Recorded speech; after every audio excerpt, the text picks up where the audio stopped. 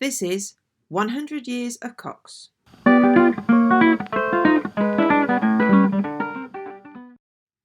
You are listening to a podcast by Francis Thompson.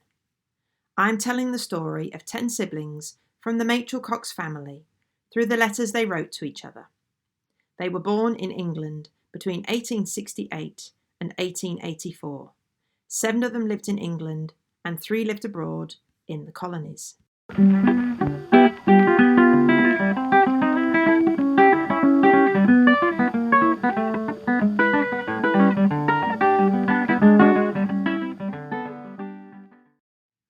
This episode is all about bicycles. 4 brothers and 2 sisters set off from Studland in Dorset in August 1907 for an 8-day cycling tour. They cycled 186 miles, which is 300 kilometres, but they did take a few trains as well, as Neville said, to avoid uninteresting country. We are halfway through Neville's account of their trip, and the siblings are in Ludlow at the Angel Hotel. If you have not listened to episode 13 of the podcast yet, you will be confused. You should go back and listen to episode 13 first, which includes the start of the bicycling tour. The siblings each had a leather Gladstone bag, except Edmund, who carried everything on his bicycle. And their bags travelled by train, in the guard's van, whilst the siblings cycled between each town, carrying a minimal amount on their bicycles. My family's 1907 cycling trip would not have been possible without the railways, and their tour could not be copied today due to the disappearance of most of the branch lines and the stations which the siblings used. The closure of the railway stations is synonymous with the name of Dr. Beeching, who you might not have heard of, so I'll give you a bit of background. Dr. Beeching was chairman of British Railways, and he produced a report in 1963 which recommended the closure of over 2,000 stations, including over 5,000 miles of track, due to declining passenger numbers. Smaller branch lines were most affected, resulting in the increasing isolation of small towns and villages. The new roads and motorways that were subsequently built in the 1960s generally favoured the larger towns and cities that had retained their railway stations. As a result of Beeching and the closure of so many stations, it is now much easier to go north-south in England by motorway or by rail. It takes much longer to travel between the east and the west. The resulting scars from these now isolated villages were huge, and Dr. Beeching's name is widely known in the UK, even today, although his name is probably not familiar to the younger generation. Bus routes were supposed to improve and fill the gaps, but this didn't happen in most cases. Beeching was unrepentant about his role in the closures, and he said, "I suppose I'll always be looked upon as the axe man, but it was surgery, not mad chopping." However, many believe that Dr. Beeching's cuts were necessary to keep the railways of Britain viable. There were fewer passengers on the trains. The motor car was becoming more popular, and maintaining so many stations, as well as track and staffing costs, was becoming uneconomical. For various reasons, the railways carried little freight. Most of it went by road. I believe this is still the case. Every time I return to the UK on holiday, I am always struck by the number of trucks filling the motorways. When I was first researching this, in January 2020, rail travel in the UK was higher than it was in the 1960s. More people were commuting to work on a train than in previous decades. Although car ownership is much higher than in the 1960s, increased traffic and the cost of parking meant rail travel became more popular, despite the high cost of tickets. It has occurred to me that there might have been similar railway closures in the USA or Australia, but I've not yet found anything, or any comparisons of rail closures in different countries. Please do email me if you know any more. There is plenty online about Dr. Beeching if you're interested. Some of the UK's former railway lines have been reopened as heritage steam railways. However, the majority of lines and stations have gone. The land was sold off, and large supermarkets and industrial estates now occupy many of the former station sites. To recap, these are some of the stations which the siblings used in 1907. Swanage, Salisbury, Devizes, Chepstow, Tintern Abbey, Monmouth, Ross-on-Wye, Hereford, Lempster, Ludlow, Bewdley and Stourbridge. The stations at both Tintern Abbey and Monmouth closed in 1959. Ross-on-Wye's station closed in 1964. Devizes station closed in 1966. The branch line to Swanage, which is just up the coast from Studland in Dorset, closed in 1972. There is a heritage steam railway operating from Swanage today. But instead, Britain has numerous cycling and walking paths along all these old railway tracks. Whilst researching in August 2019, I visited Symonds Yat, once part of the Ross and Monmouth Railway, on the banks of the River Wye, near the border between Wales and England. The delightful name comes from Symonds, which was the name of a long ago sheriff, and Yat, which is an old English word meaning gate. In 1907, the Gladstone bags would have travelled through Symonds Yat by train, whilst the siblings cycled through the Wye Valley on the quiet country lanes. The old railway line at Symonds Yat follows the banks of the river. There are chocolate box cottages, hotels and tea shops, canoeists and pleasure boats in the river. The Saracen's Head pub on the banks of the river operates a small passenger ferry, which is attached to a cable overhead and pulled across by hand. There are many miles of beautiful cycle paths through the surrounding countryside. Almost all the siblings wanted to cycle in the Wye Valley in 1907, as they had heard of its beauty and yet had never visited. I need to go back, but next time with my husband and 2 bicycles.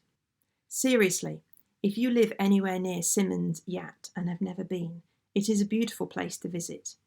But be prepared to park your car a good distance away and then walk, and then email me some photos, as I would love to visit again.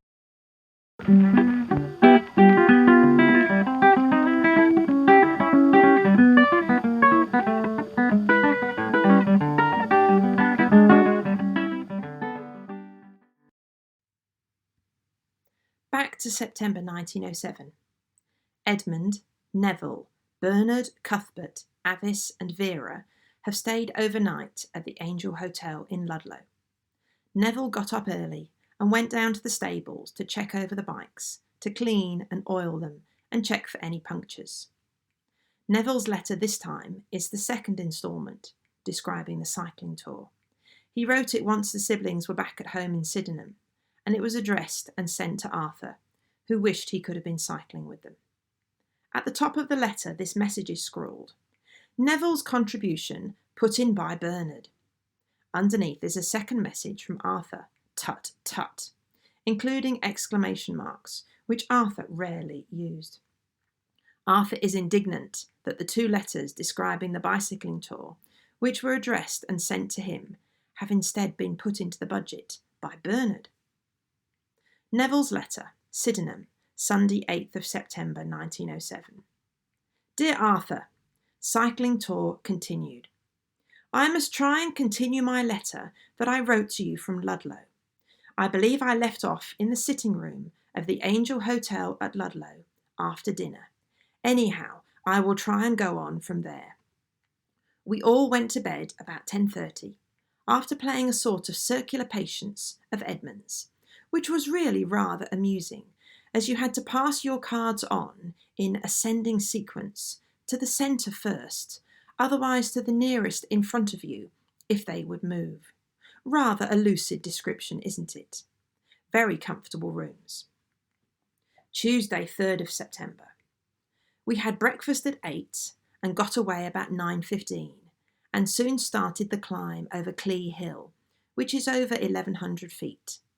The view all the way up was very fine, as one looked to the right or backwards. Ludlow was in the foreground, and as one got higher and higher up, fresh ranges of hills kept on appearing on the horizon. It was decidedly chilly on the summit, when one suddenly got a view of the Black Mountains again. The same view, only from a greater distance, that we had on the ride from Ross to Hereford.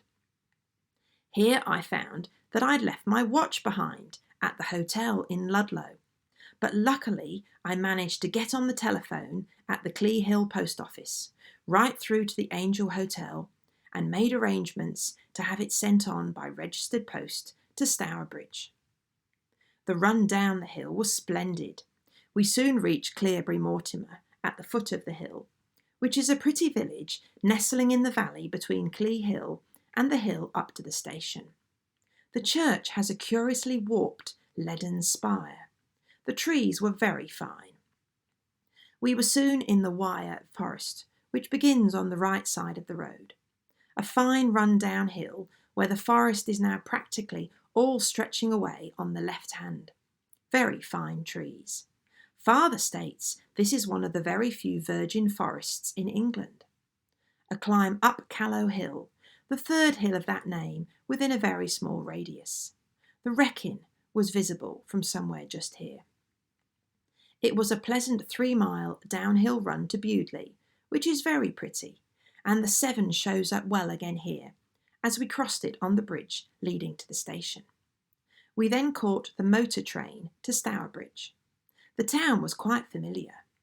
We had lunch at the Talbot Inn, and then bicycled down the old turning for Enville by the clock, which looks as if it was perched on a lamp pole. A tram line now runs to Kinver, branching off at Stewpony Hill. The road was very pretty, and one was always looking out for familiar little places. The hall is nearly rebuilt again. Arthur, do you remember the highwayman's place between the pines and firs just as we approach Enville Common? It was just the same, only we saw no pheasants this time. We found Jane, who was delighted to see us. She was not much altered, and nor was Mr. Webb. They had been expecting us for lunch. We found we could not get beds anywhere, which was very disappointing, so we made up our minds to return to Stourbridge at about 6. We went and saw all over the house, downstairs, and all through the garden. I told Avice and Vera all about Enville and about our many adventures. The house looks just the same. The mulberry tree is still there, but all the roses have gone. We saw over the church and then went to see Mr. Green and Yardley.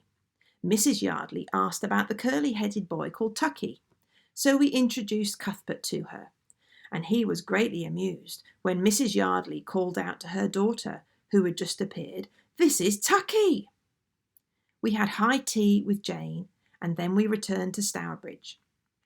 It just started to rain before we reached the town, so we went straight to the Talbot Inn.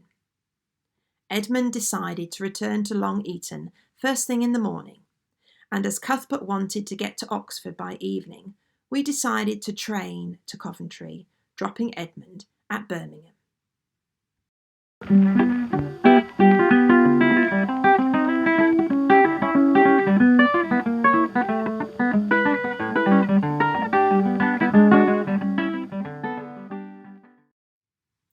Notes on this day's cycling.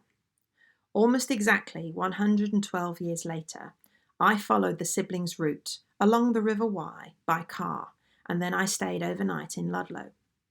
It was a beautiful day, and so I hired a bike for a day. My plan was to cycle up Clee Hill and see if I could find the old post office. Most of the siblings had not yet used a telephone by 1907. Some were a bit scared of the idea and declared that they never wanted to have one installed in their house. Neville was definitely being a bit modern.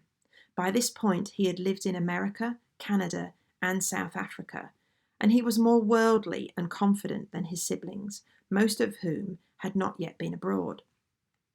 Neville had lost his watch, which was a very valuable possession 100 years ago, and he was confident enough to know how to use a public telephone at the post office, speak to the operator, and ask to be put through to Ludlow No. 4, the Angel Hotel.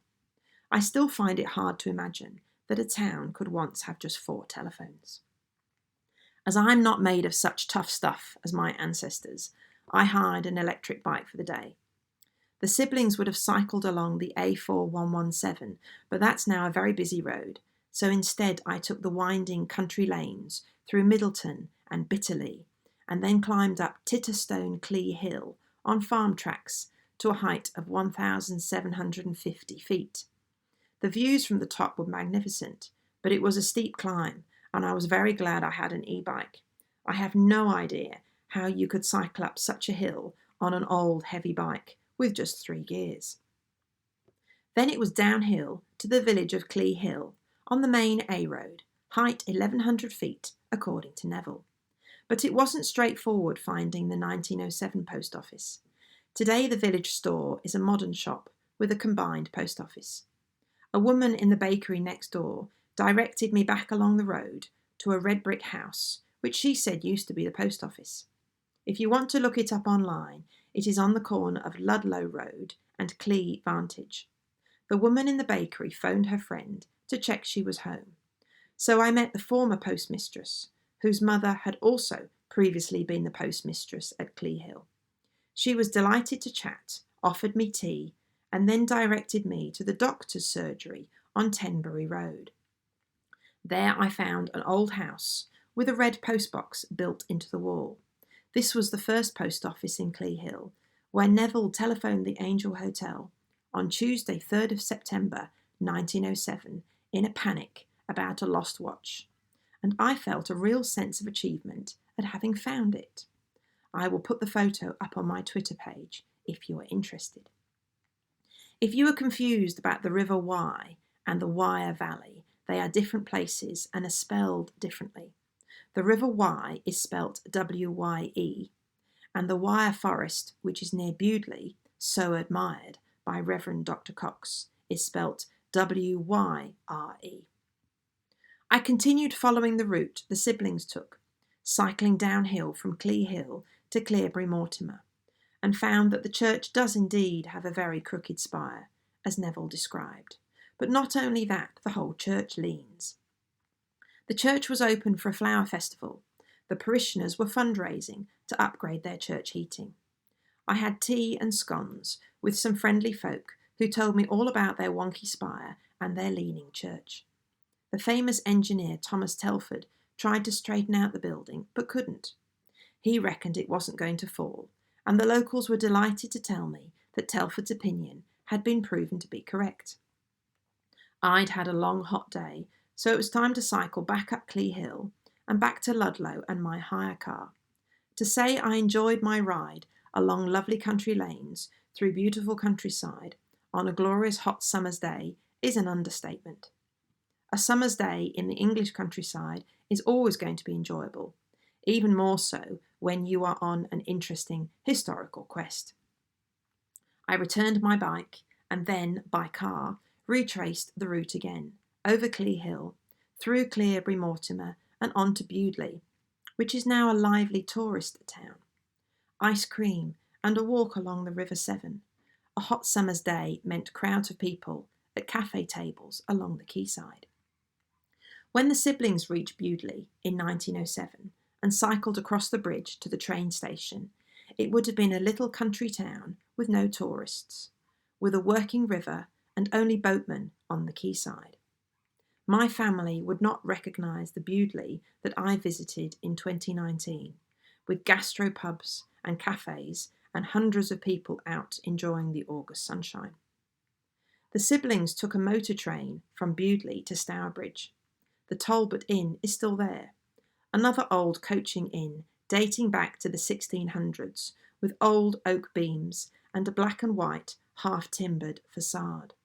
I didn't have time to visit Stourbridge or Enville during my 2019 trip. But on the other side of the world, in Australia, I can find out plenty online. Neville says they bicycled down the old turning for Enville by the clock, which looks as if it was perched on a lamp pole.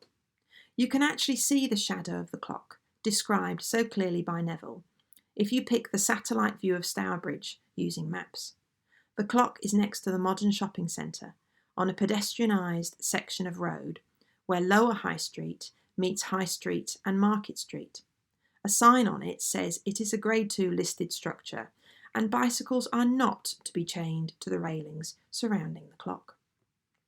The siblings cycled off to Enville, which is a tiny village a few miles from Stourbridge. Vera was born in Enville in 1884, the youngest of the 10 siblings. When Vera was born, Enid, the eldest, was 16. Arthur was 13 years old, and Neville was 12. Bernard and Cuthbert were very small, and Avice was a toddler. Again, I felt sympathy for Mrs. Cox. 10 children in 16 years. Reverend Dr. Cox was the Church of England rector of St. Mary's in the 1880s. He had recently been ordained at Lichfield, and this was his first parish.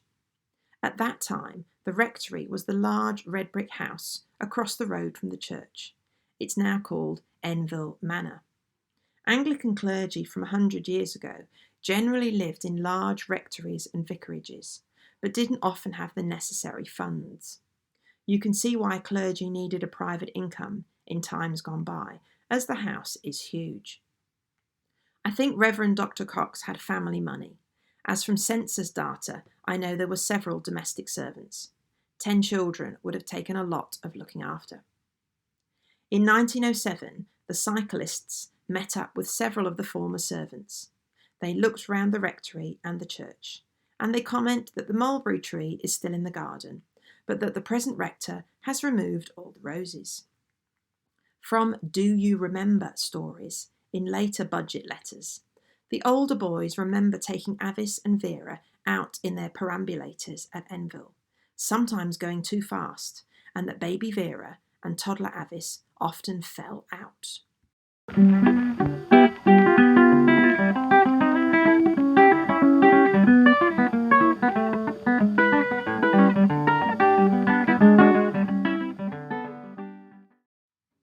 Back to 1907. On Wednesday the 4th of September, the cyclists have woken up at the Talbot Inn in Stourbridge. Neville continues. We were up for breakfast at 8:15 and we caught the 9:30 train from Stourbridge. Edmund left us at Birmingham to return to Long Eaton, and we arrived at Coventry at 11:30. Cuthbert, Avice, Vera and I biked on a very pretty road to Kenilworth. We saw over the castle. Except for the large, massive keep with extraordinarily thick walls, I was rather disappointed in it. We had lunch there and then cycled on to Warwick. The road was still very pretty. We went straight to the castle. Entrance fee of 2 shillings. Guy's Tower and Caesar's Tower looked very fine as we entered. We first saw the gardens, where we had lovely views, and then we took an interesting guide to show us over the castle. There are a lot of fine pictures, cabinets, armour and old arms, all very interesting, and there was a grand view up and down the river from the banqueting hall window. Cuthbert left us after we had seen the church. Then Avice, Vera and I bicycled on to Stratford. We found a delightful, comfortable hotel, an old dwelling house from the days of Shakespeare, and then we went for a walk round the town and over the 14-arched bridge. The river is very pretty, but the Memorial Theatre is a regular eyesore. Dinner and then bed at 10:15. Thursday, 5th of September. We were up early and we first saw over the church, which I think is 6th century, which was very interesting and well worth seeing. There was a lovely view down the river from the churchyard. Next we saw the grammar school, on our way passing Marie Corelli's house, which is exceedingly pretty. The school is very interesting. Then we went on to Shakespeare's birthplace, which we looked around, another fine old house. We also went to the library and the museum, which are well worth seeing. Altogether most interesting, and I'm very glad we came. We decided to return home by the 11:50 train as funds were running low. Had rather an amusing journey down to London, as we did not know if we had money enough. Eventually we arrived back at Sydenham at 5 p.m. with only 1 shilling and 2pence in pockets. The closest thing in railway journeys I've ever done, rather too close, in fact, for comfort. And thus ended a most enjoyable trip and a most interesting one. All were in excellent spirits, and everything went well. There was only one showery day, and only 2 punctures the whole time, and those were on the first day. I am quite sorry it is finished. For the benefit of others, I will inform you we used Lucas's bicycle carriers and extending Toura bags measuring 12 inches by 5 by 5, which were splendid. In mine, I carried a pair of canvas shoes, in case my boots got wet, house shoes, pyjamas, 2 pairs of socks, 5 handkerchiefs, 1 pair of grey flannel trousers, a case measuring 7 inches by 5 by 2, containing hairbrush, comb, toothbrush, shaving brush, soap, razor strop, case of razors, tooth powder, canvas shirt, notebook, and map for the next day. We also each had a double strap for our mackintosh, which first buckled over the handlebars, and then had straps for our cloaks, very useful things and very neat. We each took a Gladstone bag with us and sent them on by rail each night. The baggage cost worked out at almost 4 shillings and 4pence for each of us. Not knowing what the weather was going to be like, forwarding luggage was almost necessary. The men could have used the full-sized Toura bag, measuring 14 inches by 8 by 5, which Edmund used, and he put in a complete change of clothes. Rather heavy, but it would have dispensed with the extra bag and the bother of forwarding it. The distance of the tour was 186 miles, which we actually cycled. This is approximately 300 kilometres. We trained Bath to Chepstow, about 40 miles, to avoid uninteresting country, and also so as to manage the Wye Valley run on the Saturday. Expenses worked out, from leaving Studland to where each one dropped off, as Bernard, £2, 2 shillings and 8pence. He left us on Sunday afternoon. Edmund, £3, 15 shillings and 10pence. He left us after breakfast on Wednesday. Cuthbert, £4 and 6 shillings. He left us after tea on Wednesday. Avice, Vera and Neville. I worked out our costs were £5, 10 shillings each, including train ticket from Stratford to Sydenham, which was 14 shillings each. We have had a grand time. Here I will stop. Perhaps you might put my 2 letters into the budget circulation for the benefit of the foreigners. Neville.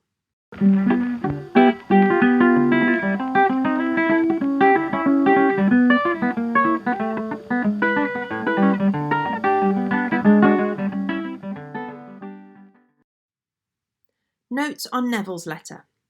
I find it interesting that Neville frequently comments that they've cycled along a pretty road.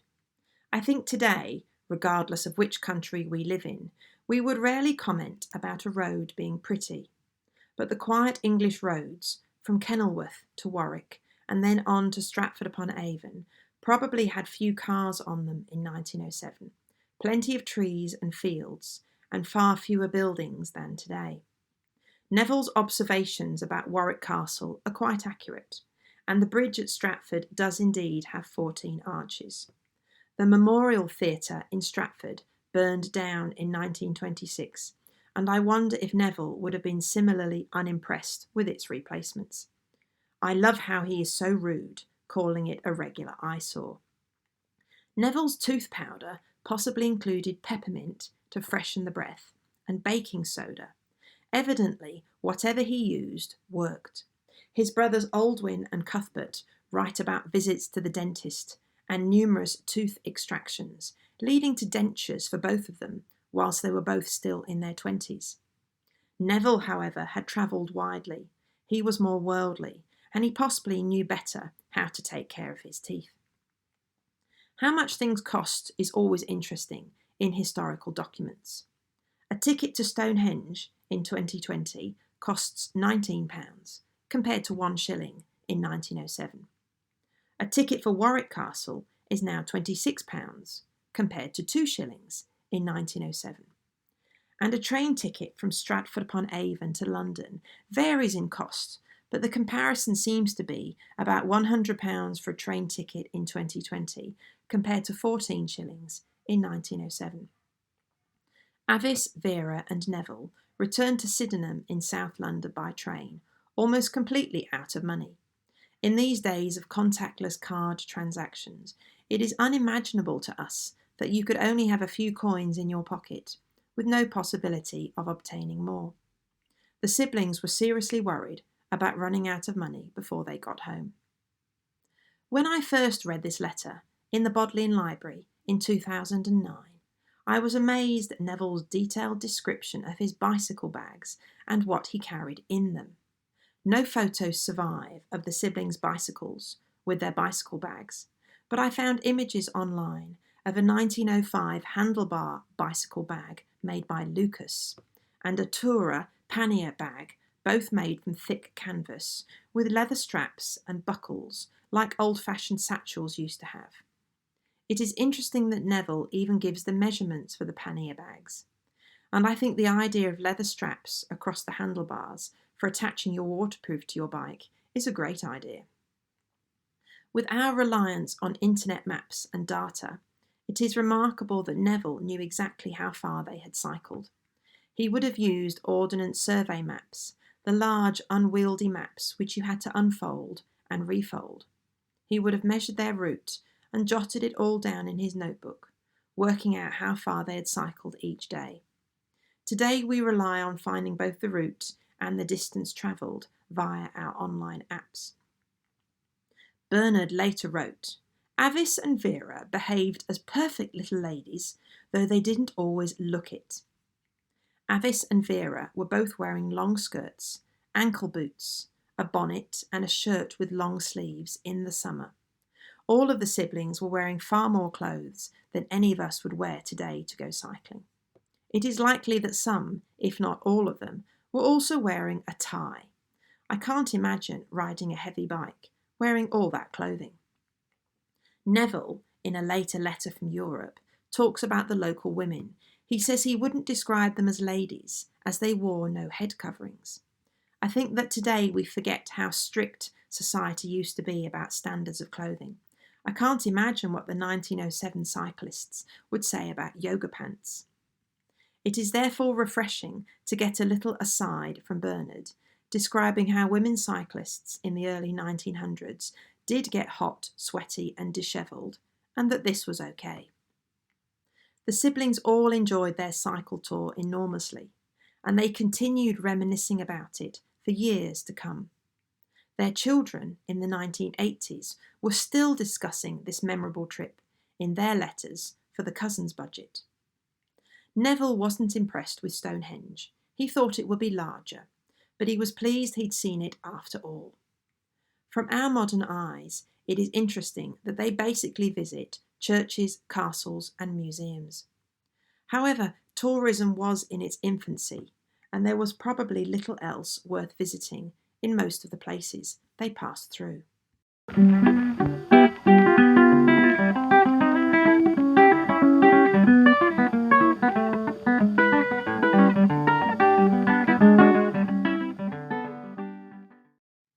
Neville's summer holidays are coming to an end, and he soon leaves England for Africa.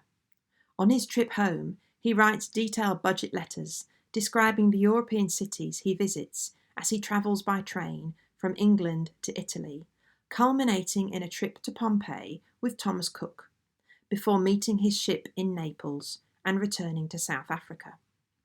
Meanwhile, the siblings continued discussing bicycles and their trip, and Avice draws a sketch of a memorable cycling tour incident, and they all then discuss it at great length. Machell Cox Letters is on Twitter, where I share photos and sketches from the budget. Or you can send me an email, machellcoxletters@gmail.com. You have been listening to 100 Years of Cox. Thank you for listening.